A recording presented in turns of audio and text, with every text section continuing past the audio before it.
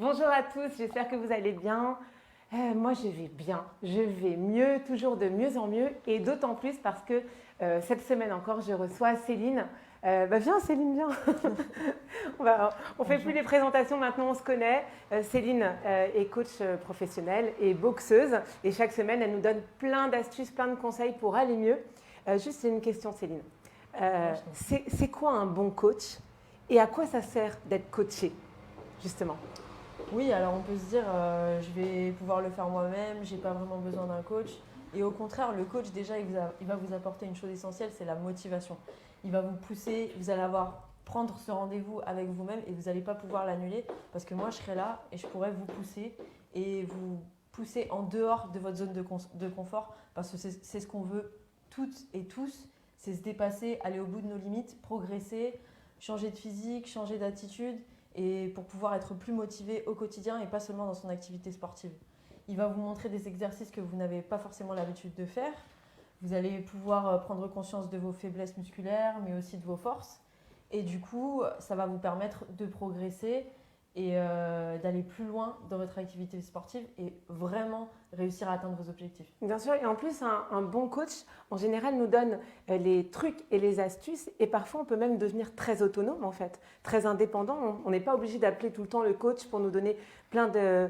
Enfin, la motivation, petit à petit, elle vient toute seule, quoi. Complètement, moi, ce que j'ai l'habitude de dire à mes coachés, c'est moi, je vous donne les clés, après, c'est à vous d'ouvrir les portes. Je ne peux pas faire les exercices à votre place, je ne peux pas surveiller votre alimentation, je ne suis pas dans votre assiette, je vous donne des conseils, des tips au quotidien, mais après, c'est à vous de les appliquer et à prendre conscience de votre corps et ça reste un accompagnement. Ça veut dire que moi, évidemment, mon but, c'est pas de vous coacher sur 50 ans, j'en serais très contente, mais très honorée. Mais le but, c'est quand même que vous arriviez à une certaine autonomie, que vous preniez conscience, ok, cet exercice-là, je le fais mal, là, j'ai un risque de blessure si je fais ça.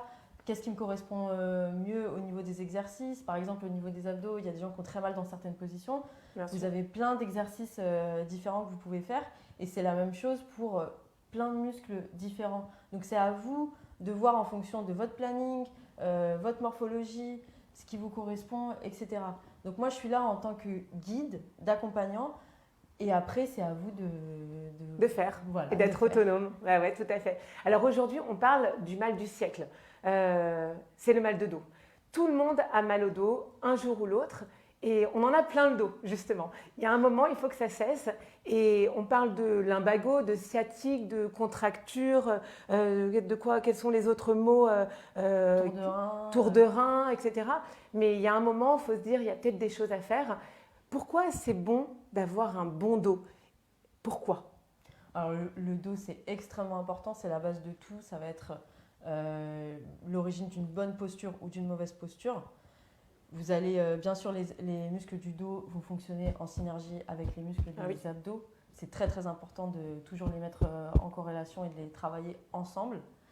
Avoir une bonne posture, ça veut aussi dire mieux respirer parce qu'on se tient plus droit et du coup on s'oxygène mieux lors des exercices physiques, mais aussi dans notre vie. Régulateur de stress évidemment, si on respire mieux, on va être plus zen dans notre vie. Et puis du coup, le dos, c'est aussi l'équilibre. Plus vous allez avoir une posture droite, plus vous allez être en équilibre et vous allez minimiser les déséquilibres dans votre corps, au niveau des épaules, des jambes, tout fonctionne ensemble. Tout fonctionne Le corps, ensemble. c'est une grande machine. Oui, c'est clair. Mais justement, si on peut voir, Katia, une petite planche anatomique pour nous rappeler un petit peu où se situent justement les muscles du dos, parce qu'il s'agit bien des muscles. Quand on a mal au dos, ce sont des muscles, c'est pas des os, hein, parce que des fois on pense que c'est le squelette en fait qui a mal. Exactement, dans 99,9% du temps, quand vous avez mal au dos, ça va être les muscles. Donc, vous avez les muscles superficiels qui sont divisés en 3 grandes parties. De haut en bas, vous allez avoir les trapèzes qui viennent se loger au niveau des cervicales, qui descendent au niveau des épaules et qui après se terminent au milieu du dos, d'accord? Avec une forme de losange. Donc les trapèzes, ça va vous servir à abaisser les épaules, mais aussi à resserrer les omoplates. D'accord? Ensuite, vous allez avoir de manière latérale sur le côté les grands dorsaux. Les grands dorsaux, ça va être utile pour vous dans tous les mouvements de tirage. Et puis, vous allez avoir les lombaires dans le bas du dos. Vous allez sûrement vous allez en entendre parler quand vous faites une lombalgie par exemple. Ok, donc les lombaires, ça va permettre de maintenir la colonne vertébrale en place. C'est le socle presque. Exactement. Oui, clairement. D'accord, donc en fait, tous ces muscles-là, on doit les travailler, hein, c'est ça, on doit bien les travailler. Est-ce qu'il y a des solutions finalement pour les maux de dos? Est-ce que c'est pas mieux finalement de prévenir que de guérir? Bien sûr, bien sûr. Alors après, vous allez avoir, une fois que vous avez mal au dos, c'est un peu trop tard. Ouais. Donc du coup là, on va vraiment traiter les symptômes. Mais il faut savoir que il n'y a pas de fatalisme dans le mal de dos. C'est pas une fatalité. Du tout. On n'est pas obligé d'avoir mal au dos Du tout. dans notre vie. Je sais que tout le monde a mal au dos, mais c'est juste qu'on a des facteurs favorisants qui vont faire que dans notre société actuelle, on a beaucoup mal au dos. Déjà le stress. Ouais, clairement. Ça, c'est vous allez vous pincer des nerfs et du coup, vous allez avoir plus mal au dos. Le fait d'être hyper contracté aussi, ça va jouer sur les muscles du dos. Et après, ce que vous pouvez faire si vous avez vraiment mal, il faut essayer de remobiliser le dos de manière progressive. Donc je sais que c'est difficile quand on a très très mal, on a envie juste de rester contracté et de rester en place, mais c'est l'opposé qu'il faut faire. C'est-à-dire que je vous déconseille très fortement la position allongée où je reste comme ça, j'attends que ça passe et je souffre le martyre. Non. Donc finalement, non, c'est pas le repos. Quand on a mal au dos, c'est au contraire le mouvement. Pas du tout, exactement. Il faut redynamiser les muscles du dos et retrouver en mobilité. Donc ce que vous allez faire, c'est que vous allez essayer de marcher, vous allez essayer de faire des petits étirements, le morning stretching qu'on va revoir un peu ensemble en un peu plus dynamique pour l'échauffement, mais aussi qu'on va retrouver dans nos étirements. Vous pouvez faire le morning stretching qui est hyper bien pour prévenir justement du mal de dos parce que ça va mobiliser tous les muscles de la colonne. Et puis après, si on a très très mal, du coup, on met du chaud, on remobilise un petit peu les muscles du dos, on essaie de pratiquer des étirements, on peut éventuellement s'automasser avec des petits mouvements circulaires au niveau des vertèbres où vous avez mal. Vous pouvez aussi aller chez l'ostéo. Donc ça, en fait, c'est quand vraiment on a mal au dos, il y a tout ça. Hein, mais finalement, la vraie prévention, c'est justement de faire des exercices. Exactement. Hein, au quotidien, d'entretenir en fait notre musculature. Et c'est ce que tu vas nous montrer maintenant. Alors moi, ce que je vous propose, c'est de vous détendre. Vous n'êtes pas obligé de faire avec Céline. Vous vous détendez, vous vous inspirez, vous prenez son énergie, vous prenez tous les conseils et les astuces. Vous n'hésitez pas à commenter, à poser des questions sur Facebook et sur tous les réseaux sociaux. Et c'est à toi maintenant, Céline. Merci Caro. Donc aujourd'hui, je vais vous présenter 4 exercices que vous allez pouvoir faire pour prévenir justement le mal de dos et renforcer les muscles de votre dos. Donc je vais vous proposer 2 exercices debout et 2 exercices au sol. Le premier exercice qu'on va faire, ça va être un exercice de tirage, d'accord? Donc ce que vous allez faire, vous pouvez le faire sans poids, sans équipement, ou vous pouvez rajouter des petits équipements style les 2 petites haltères que je vous ai montrées la semaine dernière, qui peuvent se transformer également en petites bouteilles d'eau. Ou alors, vous pouvez utiliser un élastique de ce style ou rien du tout. D'accord? Donc ça, c'est des options que je vous donne. Vous faites avec les moyens du bord, avec ce que vous avez à la maison.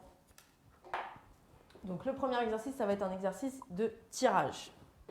Donc de tirage, là, vous allez bien sentir les muscles du haut du dos, les trapèzes. Ok. Donc ce que je vais faire, c'est que je vais me mettre comme si j'étais en mode Superman. D'accord. Je me mets mes poings vers l'avant, je mets légèrement le fessier en arrière, je garde le dos bien droit, je contracte mes abdos. Le secret pour garder un dos bien droit, ça va être toujours de contracter les abdos. D'ailleurs, on dit la sangle abdominale. C'est comme une ceinture qui vous entoure et qui vous maintient toujours dans une position droite. Donc je me mets ici. Et là, je vais effectuer un mouvement de tirage. Quand je reviens, j'inspire. Et au moment de l'effort, toujours, j'expire. D'accord? Je garde toujours la nuque en alignement avec ma colonne vertébrale. Il ne faut pas qu'il y ait de cassure en fait, dans votre colonne vertébrale. Vous voyez? Ni dans la partie supérieure, ni dans la partie inférieure. D'accord? Il faut toujours que vous gardiez le dos bien droit. Comme si vous mettiez par exemple un manche à balai ici, il faudrait que ça maintienne l'alignement. D'accord? Donc je me mets ici, je contracte les abdos, Je mets les fessiers légèrement en arrière, les talons bien ancrés dans le sol. Et là, je vais tirer. Et ici, vous voyez, mes omoplates vont se resserrer quand je vais faire le mouvement. D'accord? Donc, vous avez une contraction au niveau de cette partie du dos. Là, je suis dans un exercice isométrique. C'est extrêmement important, les exercices isométriques. Isométrique, ça veut dire que je reste sur place. D'accord? Donc, vous allez avoir ça dans la chaise, par exemple, quand vous mettez au mur, les exercices de gainage et ce type d'exercice. Il faut savoir que tous les exercices que je vous propose, vous pouvez les faire en exercice isométrique. C'est-à-dire que c'est moi qui décide de l'intensité que je vais mettre dans le mouvement. D'accord? Donc ici, je contracte mes abdos, je contracte mes fessiers, je contracte mes quads et je tire. Et vous voyez, j'ai tous les muscles qui sont bien gainés au niveau du dos, et au niveau des bras. Donc là, je vais le faire avec mes petites haltères. Ok, je vous remontre. Je me mets ici, ok, et je tire.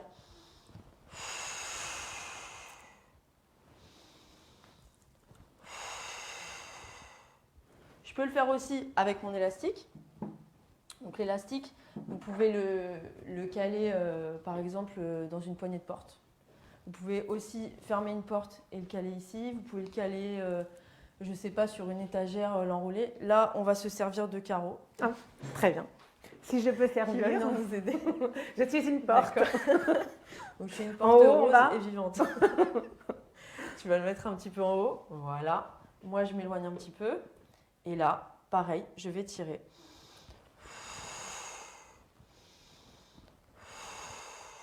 Je vais mettre de dos, comme ça vous allez bien regarder ce qui se passe dans mon dos et vous allez voir les omoplates qui se resserrent. Ah oui, on les voit. D'accord? Donc vous voyez bien que là, je travaille bien la partie supérieure du dos. Très bien, merci beaucoup. Mais très bien.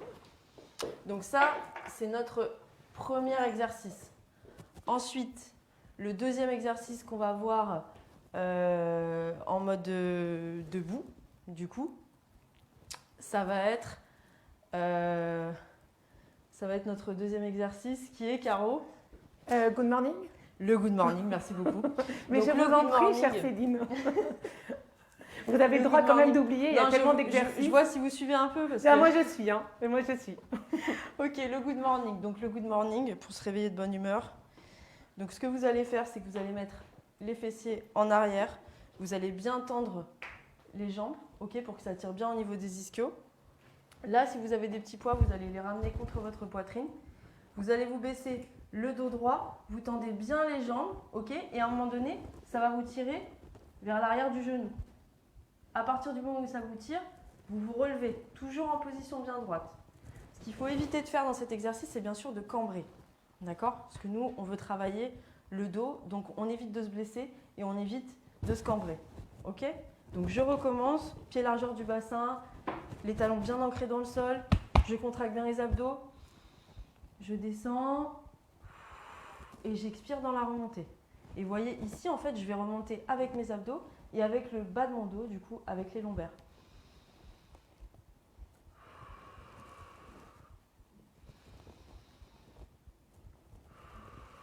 D'accord? Donc là, je l'ai fait avec les poids, mais bien sûr, vous pouvez le faire sans les poids. C'est tout aussi efficace. Ce qui est très important, je rappelle, vous gardez bien les jambes tendues, vous écartez pas trop. La nuque, les cervicales dans l'alignement de la colonne. Et je remonte.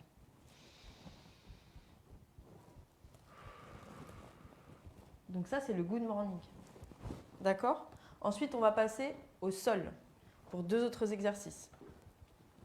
Donc je descends. Là, quand vous faites des exercices au sol, nous, on a un tapis. Vous pouvez utiliser un tapis de sol. Vous pouvez aussi utiliser une serviette. Vous pouvez utiliser le tapis de votre salon. Vous pouvez faire ça aussi si vous avez un matelas un peu dur. Vous pouvez le faire sur votre lit. Il n'y a aucun souci. D'accord? Donc, on n'a plus d'excuses pour ne plus faire de sport. En fin de compte, on n'a plus d'excuses pour faire du sport. C'est ça. En règle générale. Ni l'espace. On n'a pas besoin de beaucoup d'espace. On n'a pas besoin de choses extravagantes. Donc, en fin de compte, on a il juste faut en besoin de faire. son corps, de bien respirer et bien sûr, la motivation au taquet. D'accord? Donc, je vais vous montrer deux exercices au sol. Le premier exercice, ça va être le Superman ou le Superwoman si vous êtes une femme. Parce qu'on est toutes un peu des Superwoman. Donc, ce que vous allez faire, c'est que vous allez coller votre buste dans le sol. Ok. Vous allez mettre vos mains ici. Et le principe du Superwoman ou du Superman, c'est que vous allez décoller les coudes et les genoux. D'accord? Donc là, je recommence. Je souffle à chaque fois que je remonte. Vous allez devoir sentir une contraction au niveau des fessiers, au niveau du dos, en haut et en bas. D'accord? Et je redescends. Je redescends. Cet exercice, il est excellent. C'est comme le gainage, il travaille énormément de muscles en même temps. Très facile à réaliser, sans équipement. C'est vraiment le top.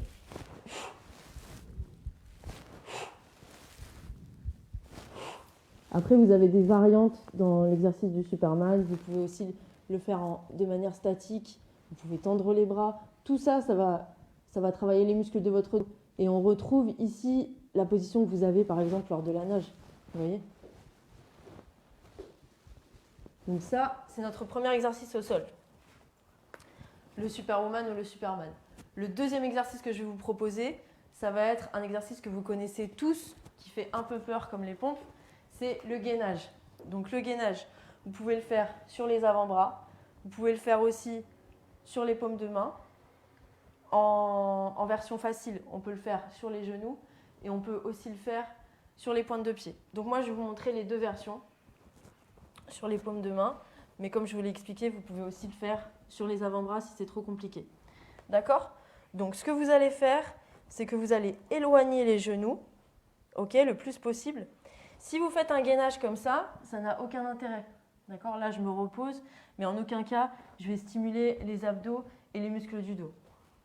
Donc, je recule mes genoux et je vais mettre poignets, coudes, épaules alignés. D'accord? Donc, les bras pas trop en avant, pas trop en arrière. Bien alignés ici. Surtout, je ne cambre pas le dos. Parce que là, vous allez vous faire mal. Et vous allez vous mettre dans de mauvaises postures et vous allez chercher la blessure plutôt que de renforcer les muscles du dos. Donc je me mets ici et là, je vais contracter les abdos au maximum. Je vais contracter les épaules, je vais contracter les bras, je vais contracter les muscles du dos, je contracte les fessiers et je vais rester entre 20 et 1 minute pour les plus avancés. Donc ça, c'est ma première version. Pendant votre gainage, c'est comme un footing, vous devez respirer de manière régulière et continue. Et surtout, ne pas prendre des inspirations comme si vous sortiez de l'eau, par exemple. Ça, c'est à proscrire, d'accord? Il faut vraiment respirer de manière continue.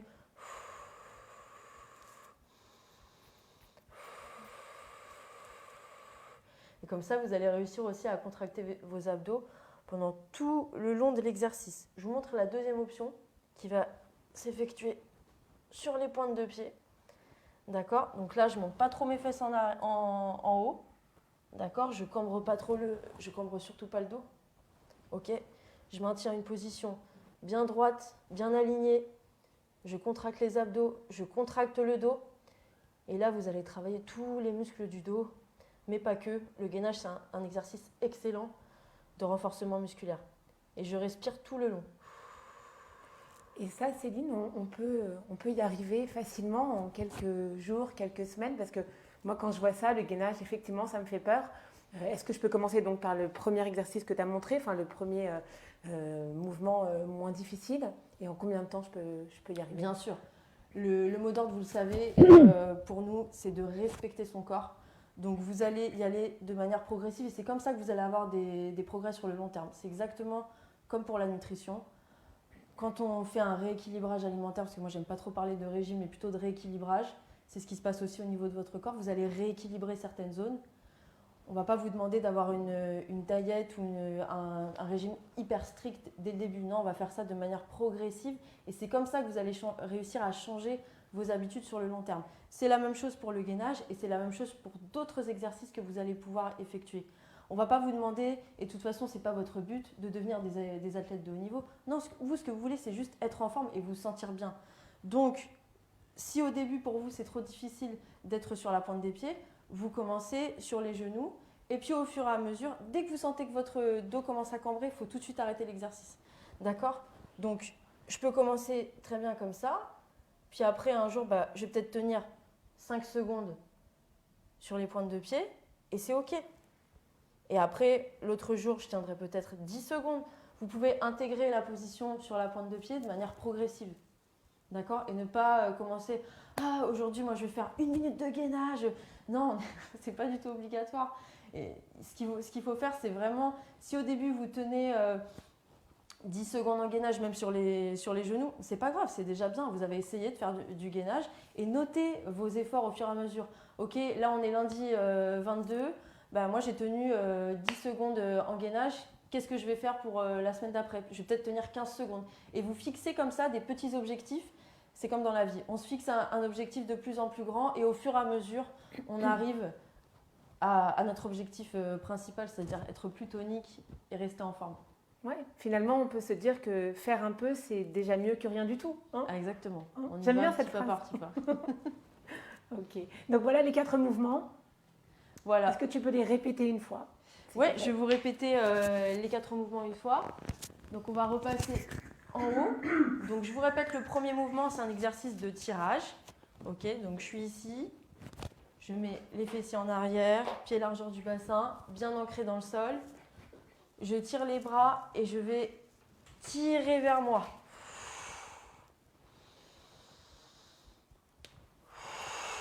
J'expire au moment de l'effort. Et souvenez-vous, on contracte les abdos au max.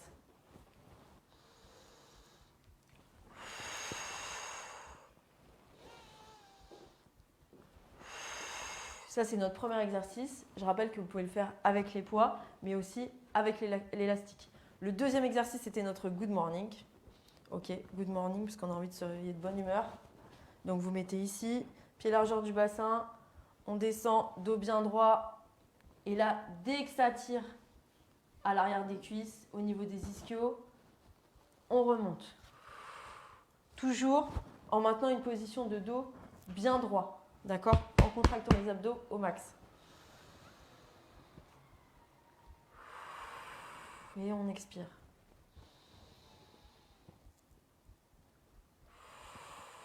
Donc je ne cambre pas mon dos.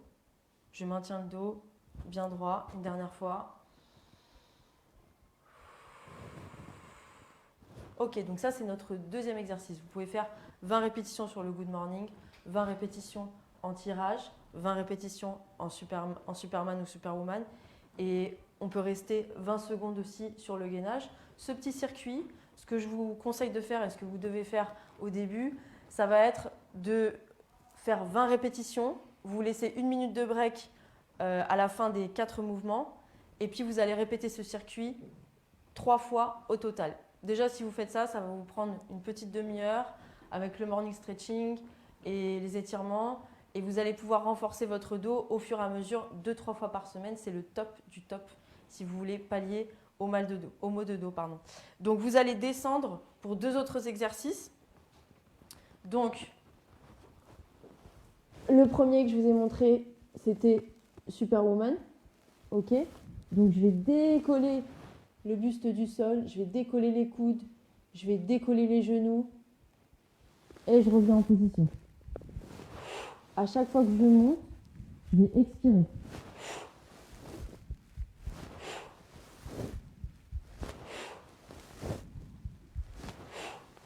Là, vous allez sentir votre dos travail. Vous allez sentir également vos omoplates qui se resserrent au moment où vous allez décoller le buste du sol. Donc le Superwoman. Et après, le gainage. 2 options. Vous allez pouvoir le faire sur les genoux ici. Ok. Donc vous pouvez le faire sur les paumes de main ou sur les avant-bras. Vous voyez, je garde le dos bien droit, les abdos bien contractés, les genoux loin du corps et surtout je ne cambre pas. La tête bien dans l'alignement de la colonne. Ça, c'est notre première option. Je respire de manière régulière tout le long du gainage.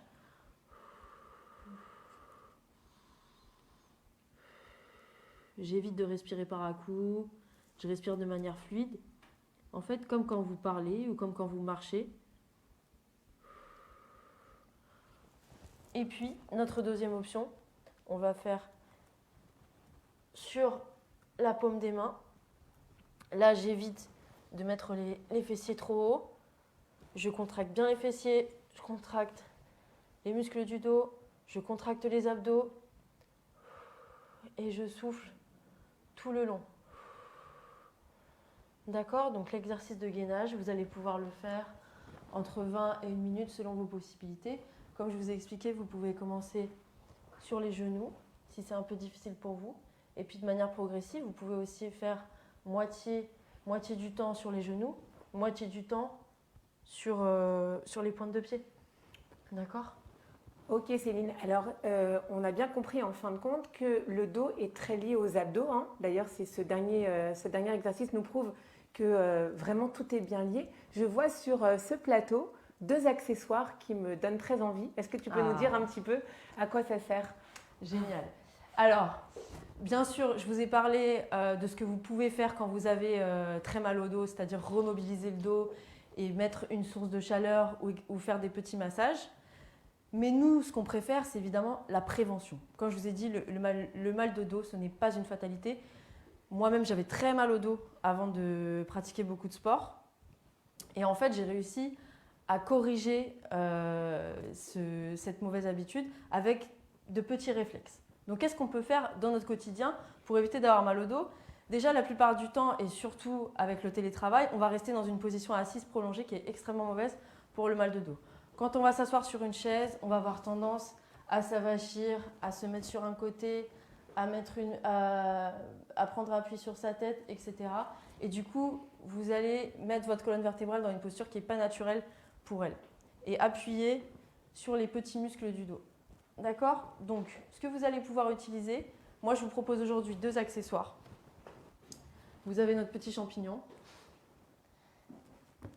et vous avez le Swiss Ball. Donc, ces 2 accessoires, ils vont vous permettre de solliciter vos abdos et de maintenir votre colonne dans une position bien droite.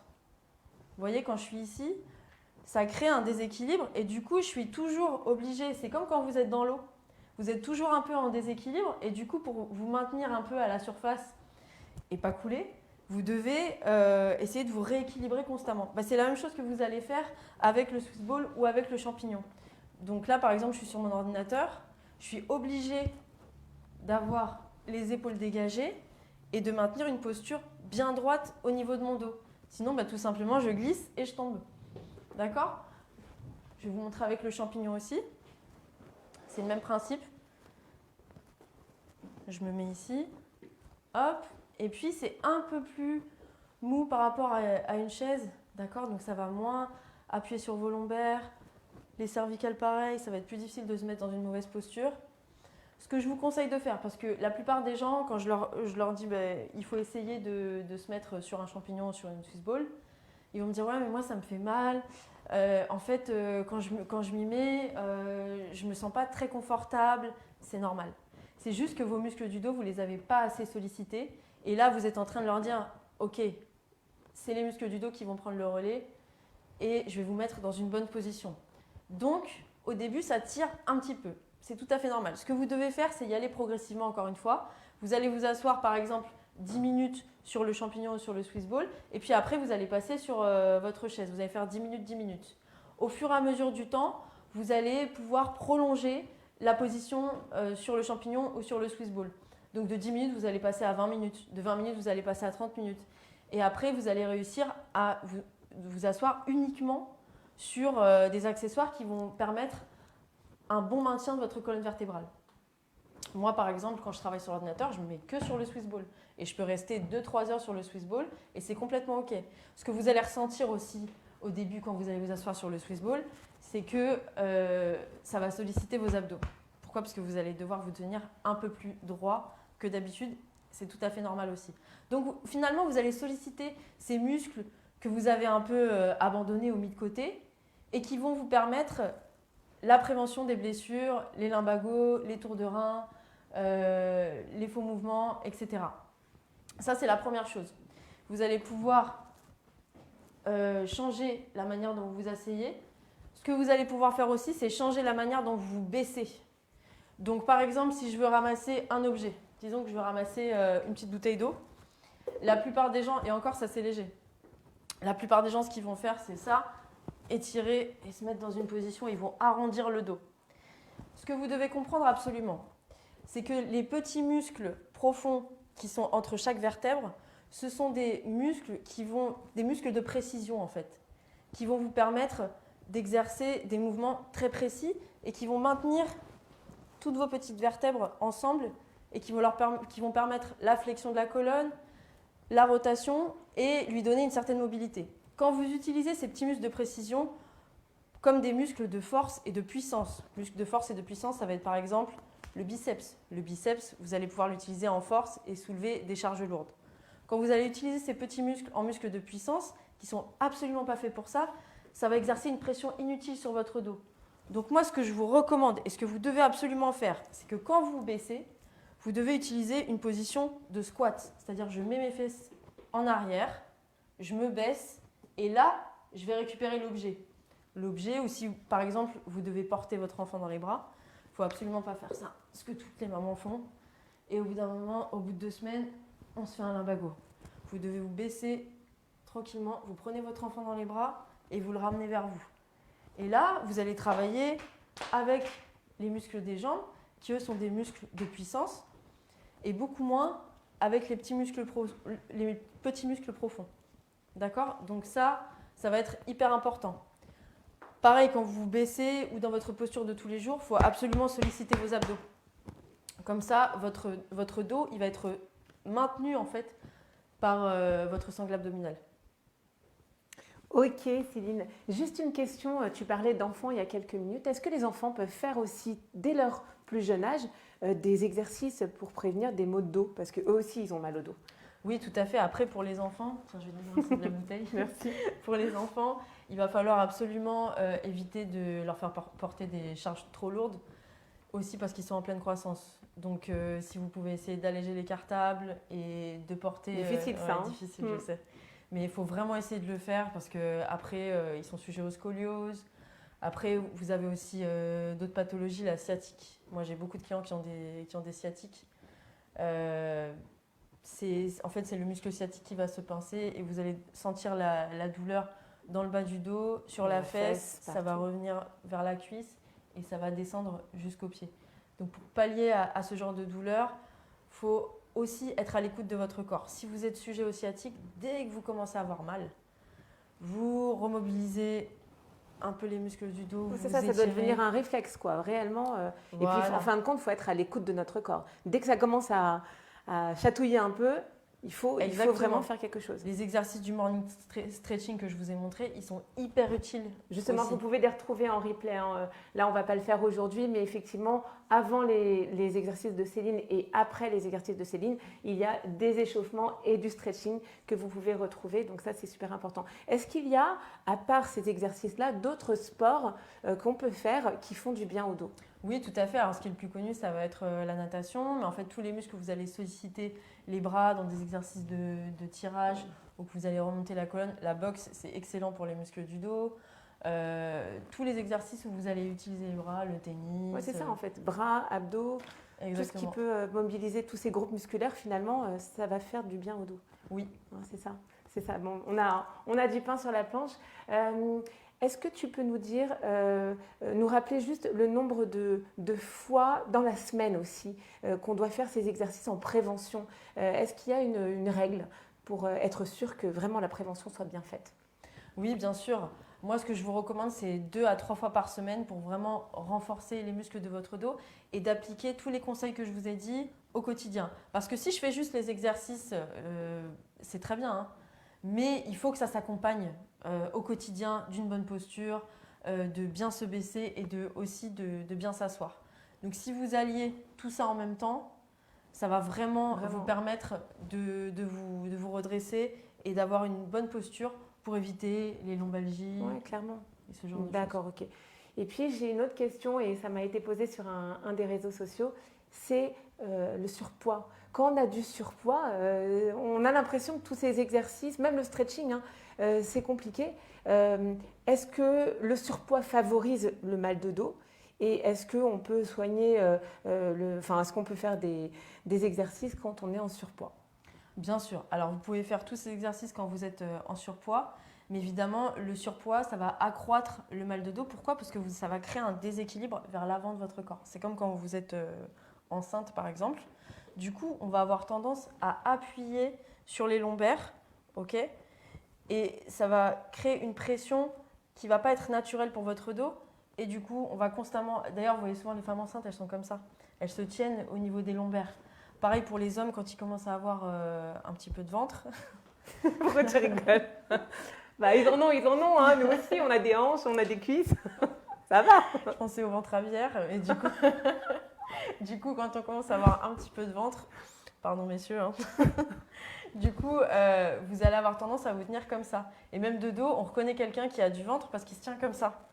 Et en fait, il va s'appuyer sur les lombaires et vous allez créer ici une position hyper lordose, donc vous êtes hyper cambré, qui ne va pas être du tout naturelle. Donc plus vous allez perdre votre ventre, plus vous allez redynamiser les abdominaux, plus vous allez retrouver une position qui est beaucoup plus saine et naturelle pour votre colonne vertébrale.